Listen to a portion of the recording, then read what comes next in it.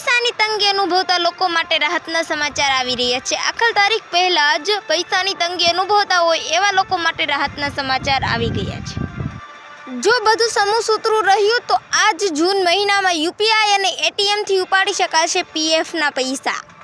કેન્દ્ર સરકાર એક જ સાથે બે વિકલ્પો આપવા વિચાર કરી રહી છે। યુપીઆઈથી પણ બેંકના ખાતામાં પૈસા ટ્રાન્સફર કરી શકાશે ને આ માટે તમારે પીએફ એકાઉન્ટ યુપીઆઈ સાથે લિંક કરાવવું પડશે। બીજી તરફ મહત્વપૂર્ણ નિર્ણય લેવાયો છે। જો તમારે નોકરીમાં 5 વર્ષ પૂર્ણ થયા હશે તો પીએફના ઉપાડ પર ટીડીએસ પણ નહીં લાગે। જે રીતનો નિયમ છે તેમાં અલગ અલગ કંપનીમાં નોકરીનો સમય મળીને 5 વર્ષ હોવો જરૂરી છે।